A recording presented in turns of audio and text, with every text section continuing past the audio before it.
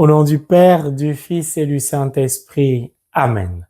Que la paix et l'amour de notre Seigneur Jésus-Christ soient toujours avec nous, mes frères et mes sœurs, dans la foi chrétienne. Pour rappel, la prochaine adoration perpétuelle aura lieu le jeudi 19 juin 2025.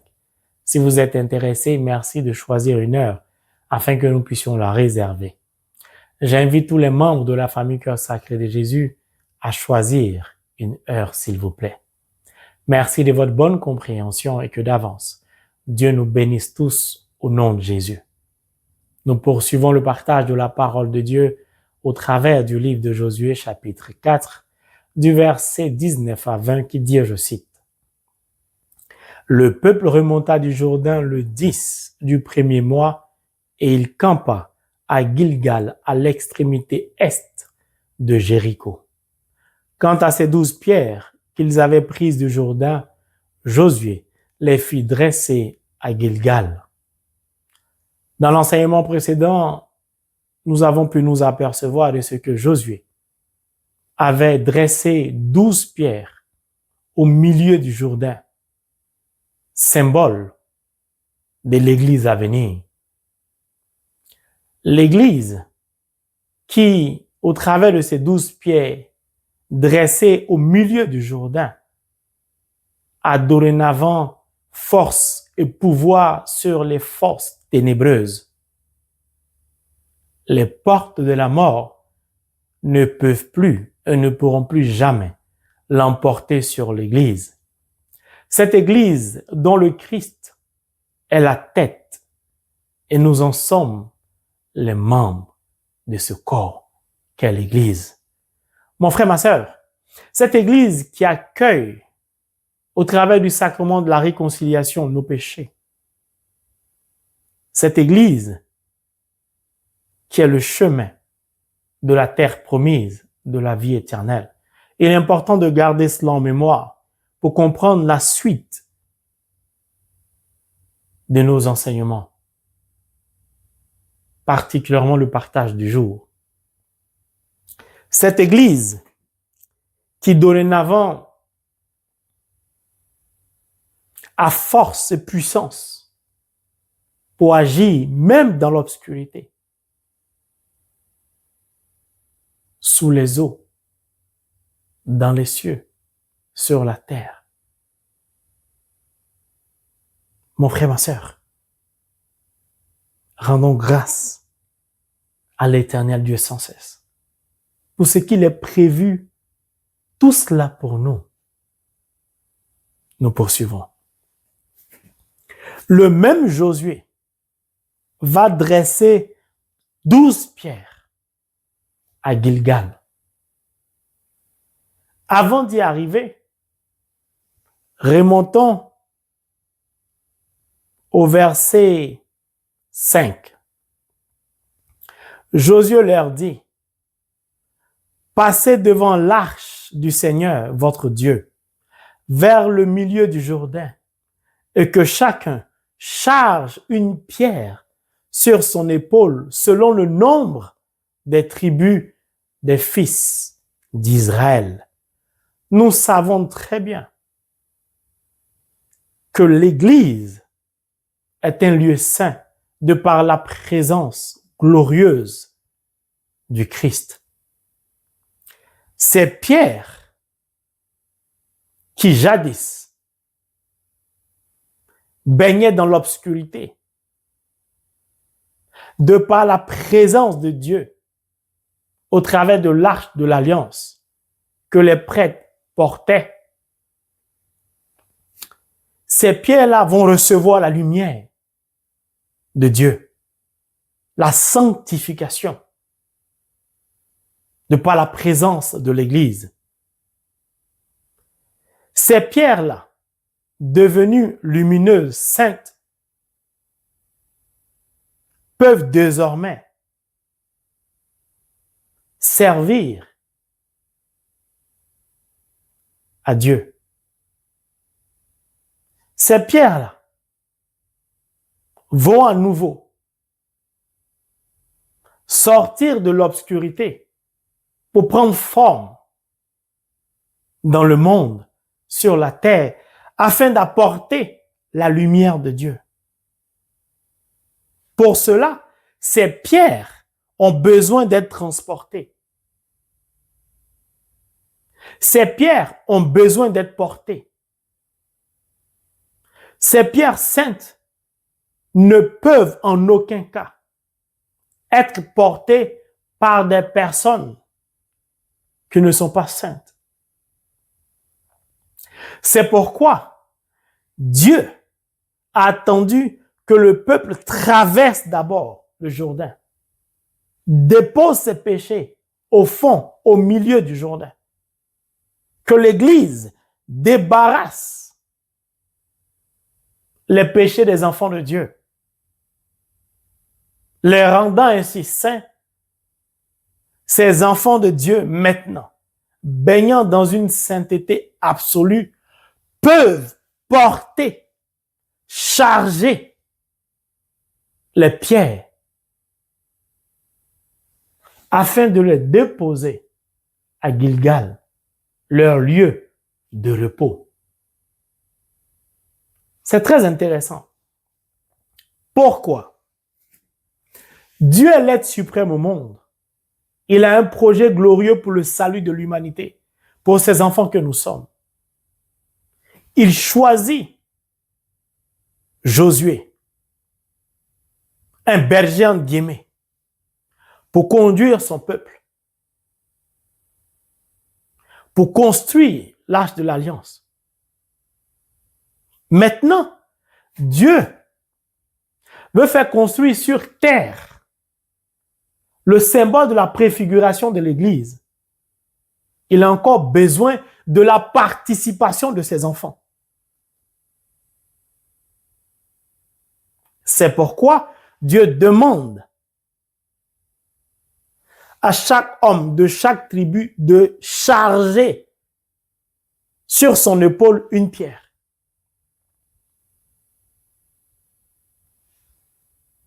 C'est ce que Saint Paul a dit. Colossiens 1, 18. Christ, mon maître à penser, l'Emmanuel, Dieu est avec nous, est la tête du corps qu'est l'Église et nous en sommes les membres. Si donc nous sommes les membres de l'Église, qui doit construire l'Église? C'est nous. Qui donne les instructions? C'est la tête. C'est le Christ. C'est Dieu. Nous avons donc pour mission de contribuer à la construction de l'Église de Dieu. Nous avons pour mission de participer à la construction ainsi que la vie de l'Église de Dieu. Sans notre participation, l'Église ne peut pas voir le jour.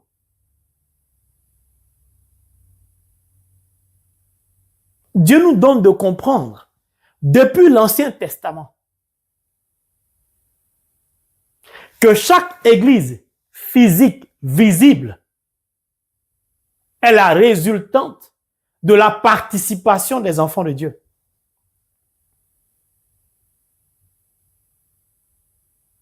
Un chrétien qui ne se sent pas concerné,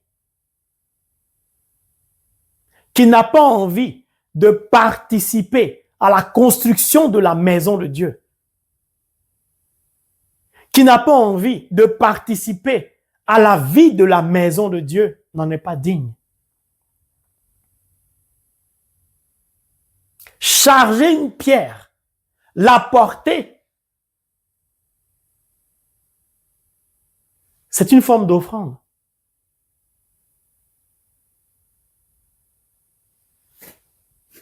L'offrande, c'est un don volontaire.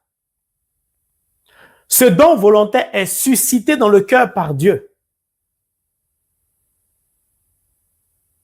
Nous sommes bien d'accord.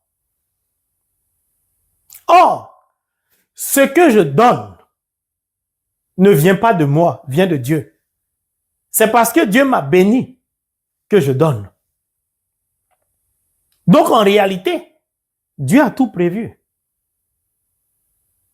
Si donc je refuse de donner à Dieu, de participer à la vie de l'Église, à la construction de l'Église, de la maison de Dieu, donc de ma propre maison, pourquoi je me plains d'être SDF? Pourquoi je me plains de ce que ma vie tourne en rond?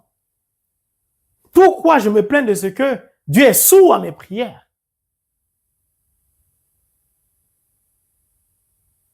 Tobie a dit à son fils Tobias, même si tu n'as rien, dans le peu que tu as, que tu considères que ce n'est rien, puise dedans pour donner à l'autre. Donc pour donner à Dieu. Parce que Tobie a compris. Mon frère, qui a disposé, ma sœur, les pierres au milieu du Jourdain? C'est Dieu. Qui nous bénit? C'est Dieu. Dieu demande simplement charger sur votre épaule, transporter. Dieu te demande simplement, dans ce que tu as que je t'ai donné là, il faut puiser dedans pour soutenir l'Église, pour soutenir le ministère, pour soutenir l'orphelinat, pour soutenir l'hôpital, pour soutenir telle ou telle œuvre en faveur des pauvres. Et toi, tu réfléchis, tu te poses des questions, tu fais d'abord tes calculs personnels avant de penser à Dieu. Donc Dieu n'est pas ta priorité. Je suis très heureux de tomber sur ce genre de versets pour les partager avec vous, car ce sont des passages que j'ai lus, j'ai relus, qui m'ont beaucoup touché. Dieu nous demande de participer à la construction de sa maison aux États-Unis ici. C'est-à-dire à la construction du ministère qu'il nous a confié. Tous les membres de la famille Cœur Sacré de Jésus doivent charger une pierre sur leur épaule pour la construction de la maison de Dieu, du ministère. Chaque abonné, chaque personne qui a été touchée par au moins un enseignement doit puiser dans ce qu'elle a, cette personne, une source, un don pour la construction du ministère. Car le ministère qui sera bâti, c'est la maison de Dieu. Cette maison, Dieu ne va pas y résider. C'est pour nous. C'est nous qui devons la construire.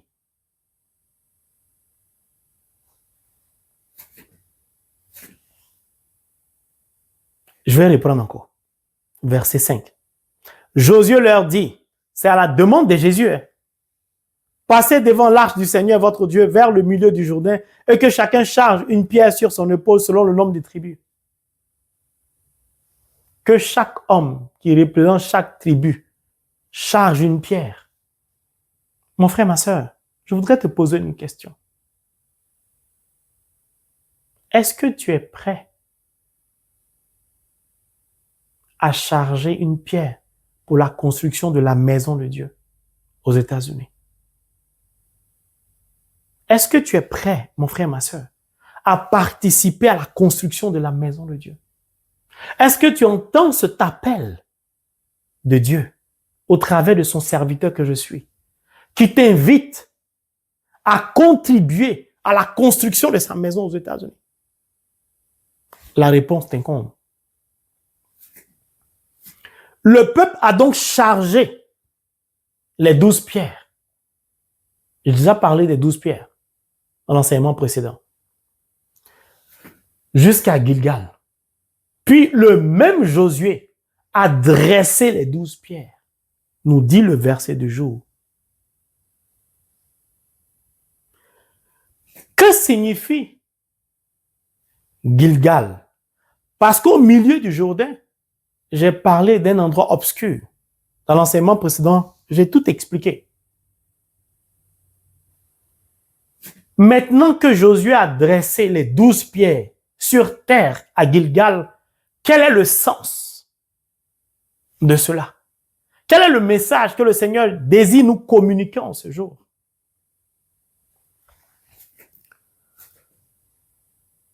On va aller step by step, petit à petit. Prenons le livre de Jean chapitre 1, le verset 14, qui dit, je cite, Et le Verbe s'est fait chair et il habitait parmi nous. Le Christ était au commencement. Ensuite, il s'est rendu visible en prenant la condition humaine. Ce qui était abstrait, invisible, est devenu visible. Donc, le Christ est passé de l'état surnaturel, invisible à nos yeux, à l'état physique, en restant surnaturel esprit. Parce qu'il a pris la condition charnelle. Saint Paul nous dit, Colossiens 1,18, Christ est la tête du corps qu'est l'Église. Donc, depuis le commencement, Christ est et a toujours été la tête du corps qu'est l'Église. Cette Église-là n'était pas encore visible, mais il était toujours la tête. Sa préfiguration nous donne de nous apercevoir donc de son existence au milieu du Jourdain lorsque Josué a dressé les 12 pierres. Quand le peuple va passer, les eaux vont recouvrir les pierres.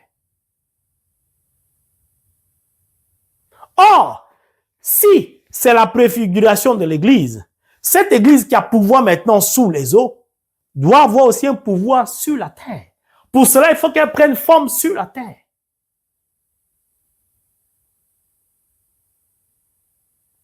Donc, le Verbe s'est fait chair. L'Église, invisible à l'œil nu, mais visible d'un point de vue surnaturel, parce qu'elle était au commencement, va prendre forme physiquement. Et sa préfiguration, ce sera Gilgal.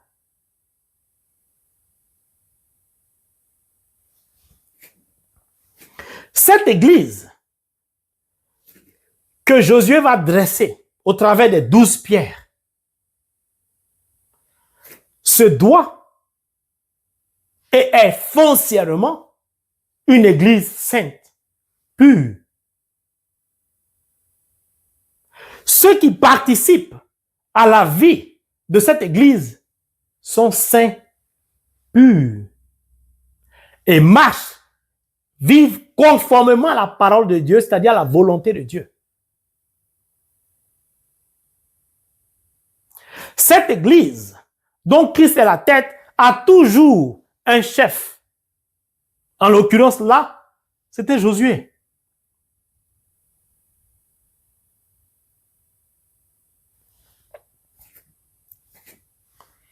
Les prêtres ont un sacerdoce à accomplir au cœur de l'Église. Les laïcs ont foncièrement aussi un rôle très important à jouer au cœur de l'Église. Parce que Dieu ne fait acception de personne. Dieu ne privilégie personne. Chaque baptisé a un rôle précis,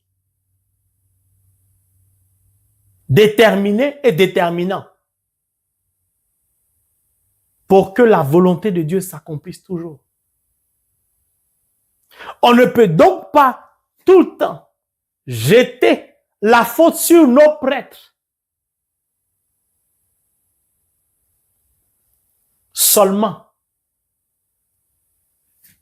nous en portons aussi la responsabilité. Ils ont porté l'arche de l'alliance. Nous avons porté et chargé les pierres. Et Josué a bâti, a dressé les 12 pierres. Oh non, le prêtre là, son homélie est compliquée. Qu'est-ce qui t'empêche, toi, baptisé, laïc, de prendre ta Bible, de l'ouvrir et de lire? Qu'est-ce qui t'empêche de prendre ta Bible et de commencer à méditer, à lire la parole de Dieu comme l'eunuque éthiopien? Pourquoi nous passons notre temps à accuser la catéchèse? La catéchèse ne peut pas tout nous apprendre. C'est vrai qu'il y a certaines choses à réviser. Mais ce n'est pas une raison pour ne pas nous-mêmes nous discipliner pour lire la parole de Dieu.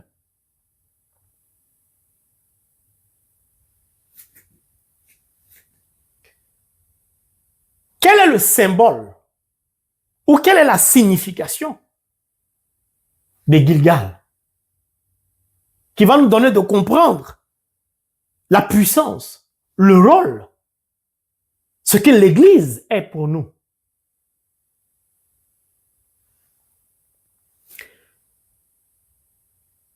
J'aime trop la parole de Dieu. Waouh! C'est-à-dire, Dieu s'est assis, il a réfléchi, il a ordonné tout ça pour nous.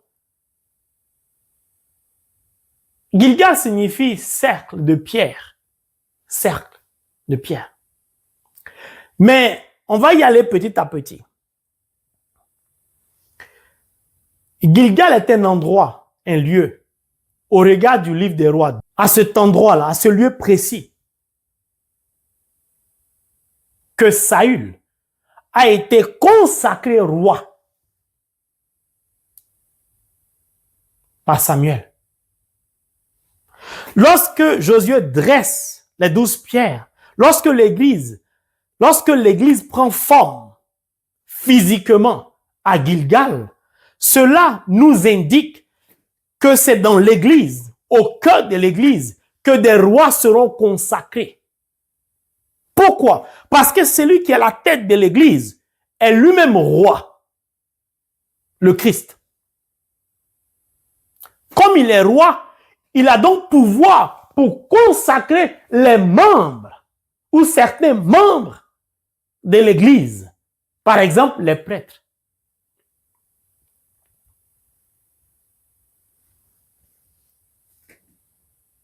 Ce n'est pas en vain Gilgal. C'est là-bas, Saül a été consacré roi. Donc l'Église à venir, qui pouvait être roi si ce n'est le Christ?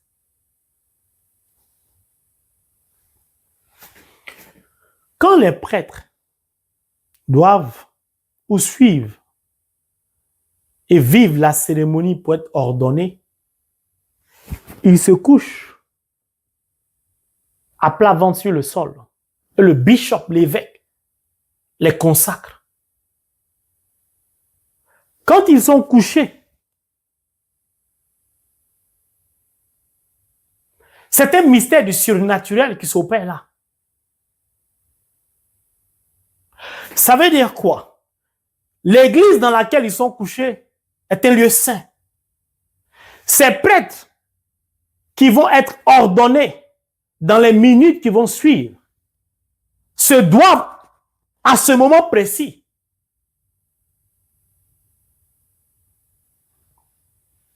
d'être saints.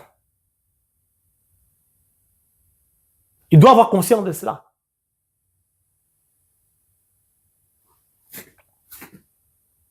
Et à ce moment précis, certains prêtres ne se relèvent plus. Beaucoup de personnes ne le savent pas. Pourquoi? Parce que c'est à ce moment précis que l'autre, l'usurpateur, vient tenter, vient essayer, vient manifester, vient oser répandre l'obscurité, la mort, la violence satanique. Certains prêtres ne se relèvent plus. Parce que les sorciers attendent ce genre de cérémonie dans bon nombre de pays, dans bon nombre de villages, pour se choisir un prêtre à manger. Parfois, on joue avec beaucoup de choses. On ne se rend pas compte que ce qui est en train de se passer là, c'est un mystère du surnaturel très dangereux. Et certains prêtres, ils perdent la vie. C'est pourquoi ce genre de cérémonie, on se prépare. On jeûne, on ordonne sa vie, on se confesse. C'est-à-dire, on fait tout pour être en état de sainteté au moment où on nous ordonne prêtre. Comme au moment où on nous baptise quand on est adulte. On doit faire attention à beaucoup de choses. Parce que c'est à ce moment précis que le diable observe pour voir qui sera sa victime. Qui est-ce qui pourra détruire demain? Parce que tel baptisé, oh lui n'est rien, lui joue là. Lui il ne respecte même pas ce qu'il est en train de vivre. Avant même de se faire baptiser, voilà, dans l'impudicité, il baignait. Le diable rôde autour de nous, il nous observe. C'est pourquoi beaucoup de baptisés, à peine sont-ils baptisés, les semaines, mois à venir, sont complètement dans une vie opposée à celle de la parole de Dieu. Empruntent même le chemin des marabouts, des voyants. On joue avec beaucoup de mystères du surnaturel. Donc, Gilgal, premièrement, c'est là que les baptisés seront consacrés. Les prêtres, la confirmation, tout. C'est ça. Deuxièmement, j'ai parlé des prêtres, d'autres qui laissent leur vie. Parce que c'est au même endroit, à ce lieu-là, Gilgal, que Saül va désobéir à Dieu. Il va perdre sa couronne. Il sera donc à la merci du diable.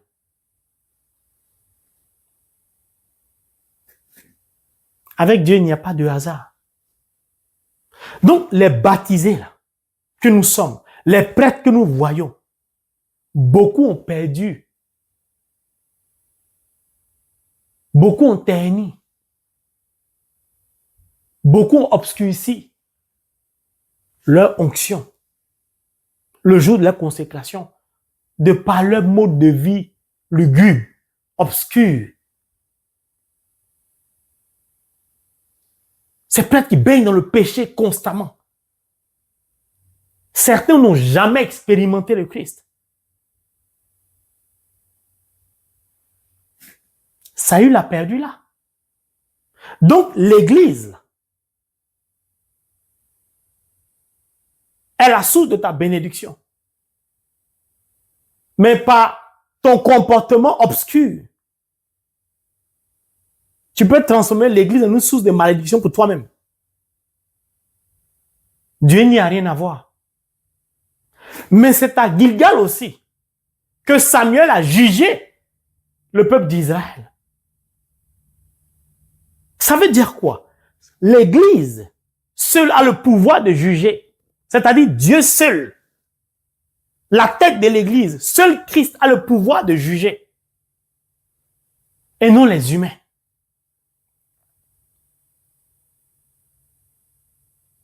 Vous voyez la symbolique? Il y a beaucoup d'autres choses encore. C'est au même endroit, à Gilgal, que Élie et Élisée sont partis pour que Élie monte dans un tourbillon. Ils sont partis de Gilgal. Donc l'église est un lieu d'élévation spirituelle.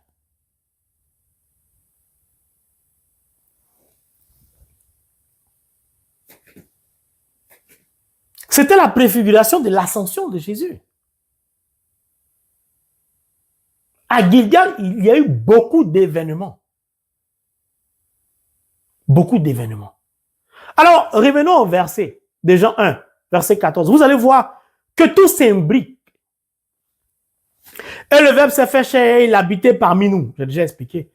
Et nous avons vu sa gloire. Nous avons vu la gloire de l'Église. Car l'Église a vocation et pouvoir pour consacrer des rois, des prêtres, des baptisés. L'Église accueille le péché au travers du sacrement de la réconciliation. L'Église est un lieu de sainteté de vie, est un lieu d'élévation spirituelle, est un lieu d'abondance, est un chemin de salut. Car le peuple a traversé le Jourdain et s'est reposé à Gilgal. L'église est un lieu de repos pour toutes les personnes en souffrance.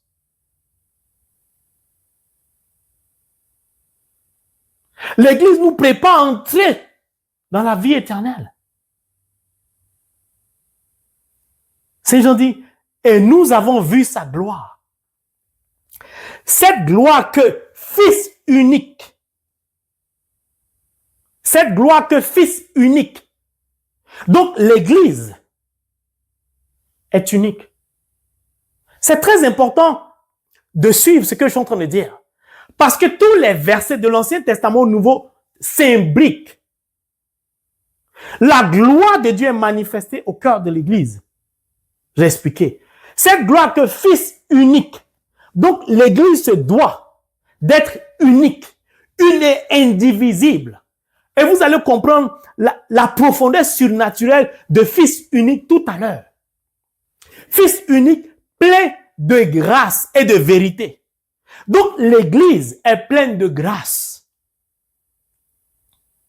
et de vérité. La vérité, c'est la parole de Dieu. Je suis le chemin, la vérité et la vie. Il n'y a donc pas d'église sans grâce, sans parole de Dieu proclamée, sans lumière. La vérité, c'est la lumière. La lumière, c'est la pureté, c'est la sainteté. Là où il y a la sainteté, là où il y a la pureté, Dieu y est présent. Là où Dieu est présent, abondance de grâce.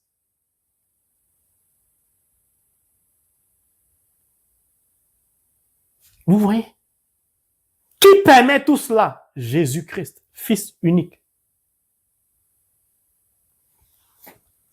Il tient du Père. Donc l'Église est l'œuvre du Père, la volonté du Père.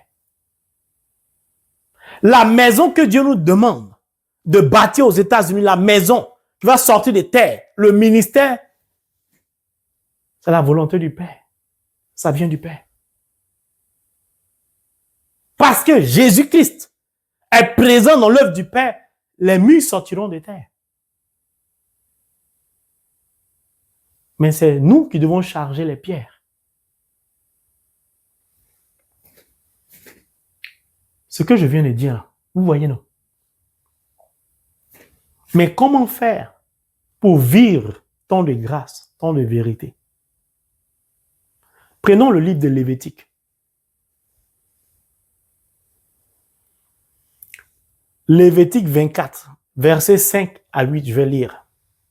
Tu prendras de la farine, tu feras cuire 12 gâteaux. Chaque gâteau étant fait avec 2 dixièmes d'épha de farine. Tu les placeras en 2 piles de 6 sur la table pure devant le Seigneur. Tu mettras sur chaque pile de l'encens pur. Il servira de mémorial à la place du pain. Ce sera un mets consumé pour le Seigneur. Chaque jour de sabbat, on les disposera devant le Seigneur à perpétuité. De la part des fils d'Israël, c'est une alliance perpétuelle. Alléluia. Tout ce que je viens de dire, ça s'appelle la célébration eucharistique. Il n'y a pas de célébration eucharistique sans encens, sans pain, sans le corps du Christ. C'est un décret perpétuel. Si donc, Fils unique, donc une seule église, qui rassemble tous les enfants de Dieu, et non par tribu, 12 tribus d'Israël. On n'a pas dit 12 tribus de Bassan, de Brazzaville, d'Israël. 12 tribus. Une seule église, une seule célébration eucharistique. Le pain est consacré. C'est un décret perpétuel. Ça veut dire quoi? Tous les chrétiens du monde entier sont censés être les membres d'un seul corps. Quelle église? Ce corps a pour tête Jésus-Christ. Colossiens 1,18. Christ est la tête du corps. Quelle église? Nous en sommes les membres. Si nous sommes donc au travers du chiffre 12, tous membres d'un seul corps, pourquoi y a-t-il tant de religions? Pourquoi il y a les catholiques, il y a les baptistes, il y a les célestes, il y a les protestants évangéliques? Pourquoi tout ce désordre? Parce que tous, nous sommes censés constituer l'unique corps du Christ au travers du pain qu'on appelle l'Eucharistie. Ce pain-là qui est fractionné, qui nous représente. Nous devons donc tous converger chaque jour de sabbat, converger vers une seule et même église.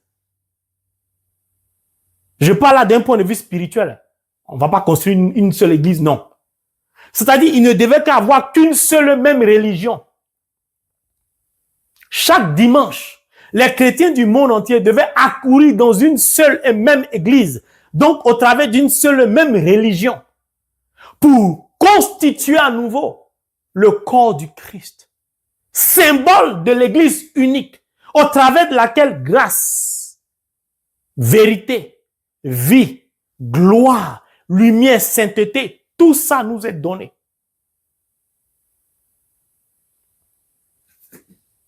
C'est pourquoi à Gilgal, Saül était consacré, Samuel jugeait, Élie est parti de là, Élysée. Tout partait de Gilgal.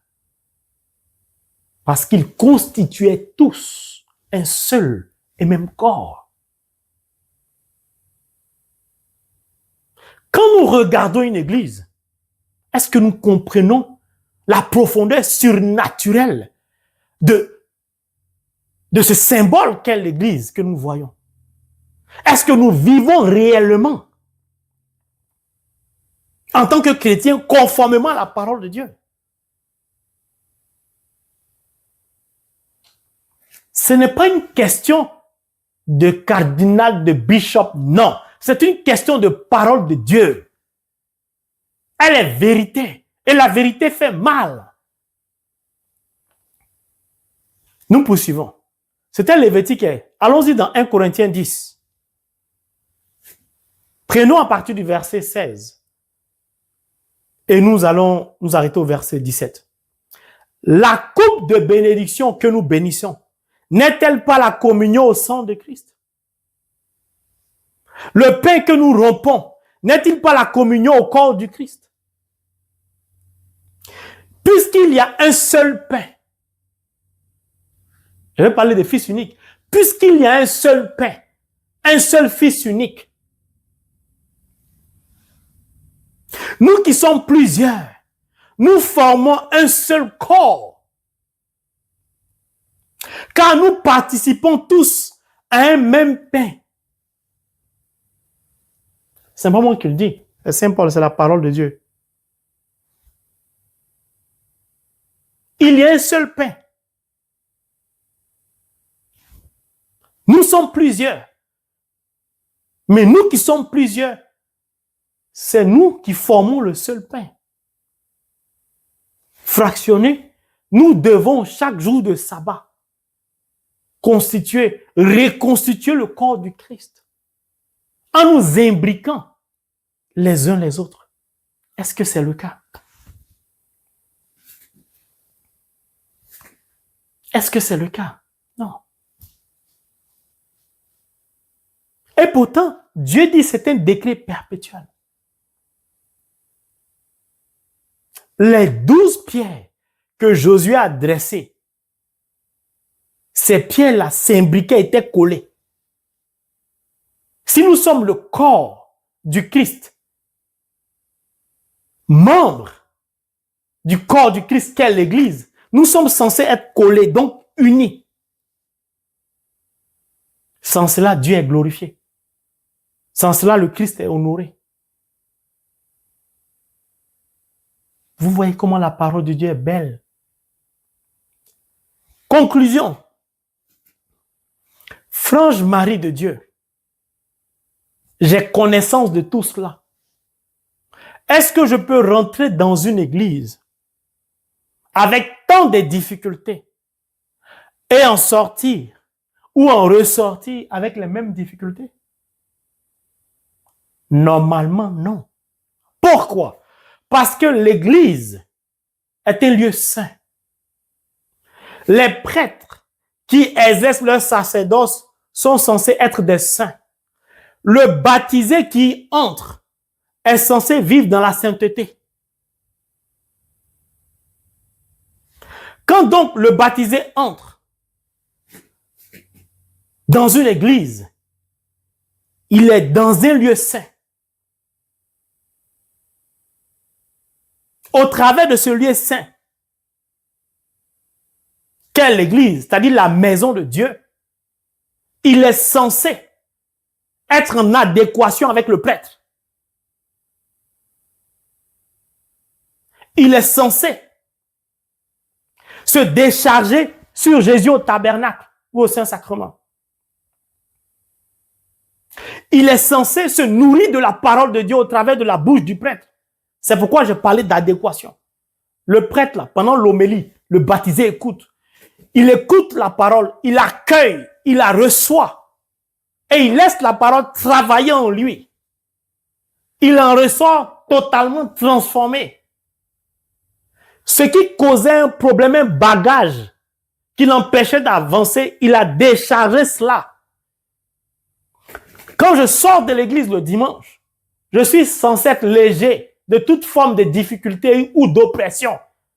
Parce que je suis allé à la rencontre de Dieu.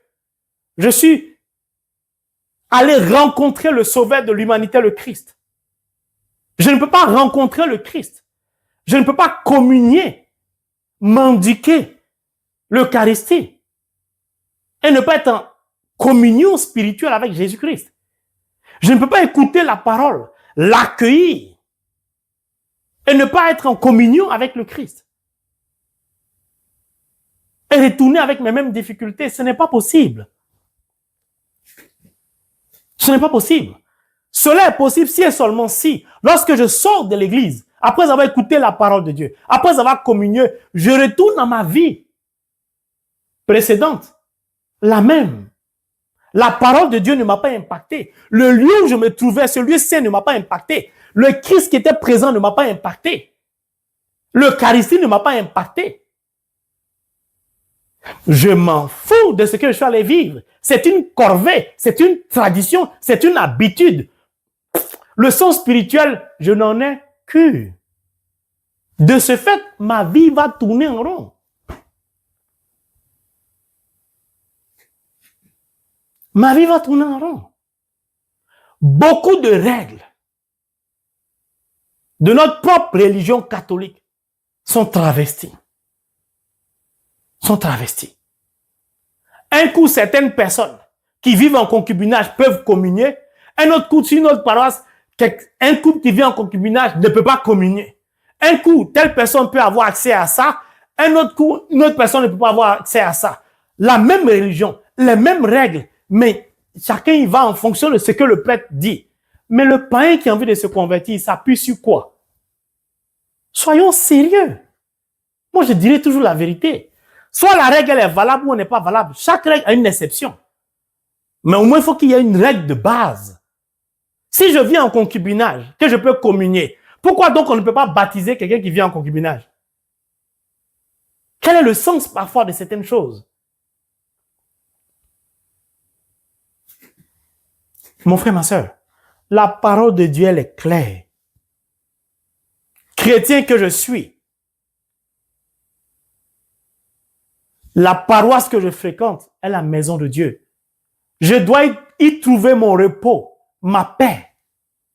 Ce n'est pas au cœur de l'Église que mon doute va s'amplifier. C'est pourquoi j'ai dénoncé les propos de Père Sonable, l'ancien pape, qui jetaient un discrédit, qui s'émet le doute dans le cœur. Ce n'est pas dans la maison de Dieu qu'on fait douter les enfants de Dieu. Non, c'est à l'extérieur qu'on peut douter. Parce qu'à l'extérieur, on est confronté à la brutalité du monde.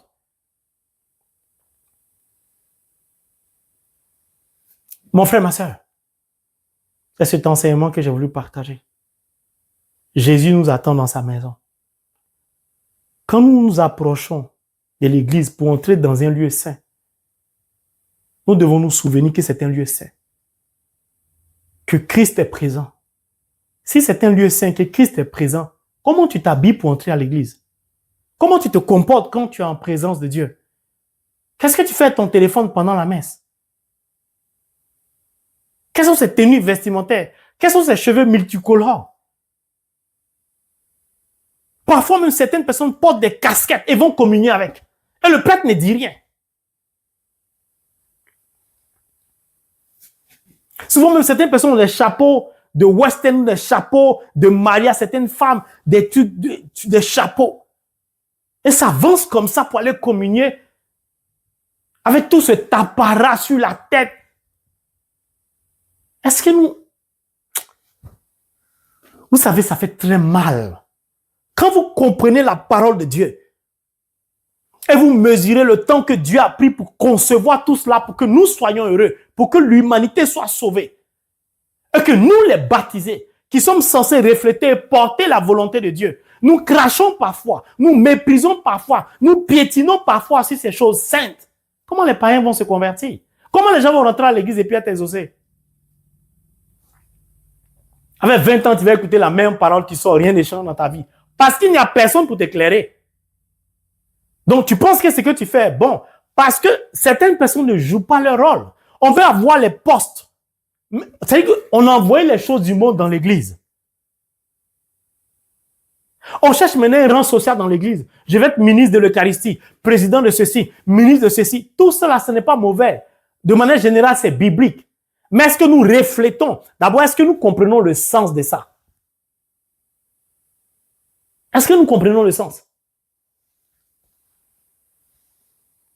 C'est pourquoi moi, j'ai toujours dit, je ne cherche aucun titre. Ce que je cherche, c'est d'accomplir la volonté de Dieu pour que des âmes soient sauvées. Le rang social du monde ne m'intéresse pas. Ce n'est pas un rang dans l'église.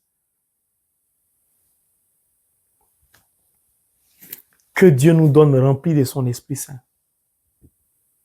De prendre conscience que tout ce que Dieu fait pour nous,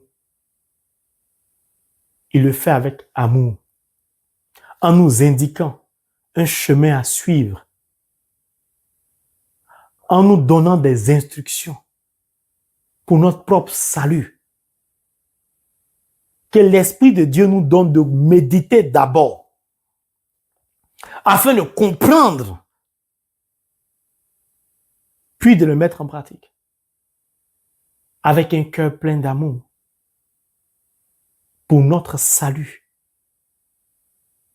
In the name of Jesus Christ. Amen.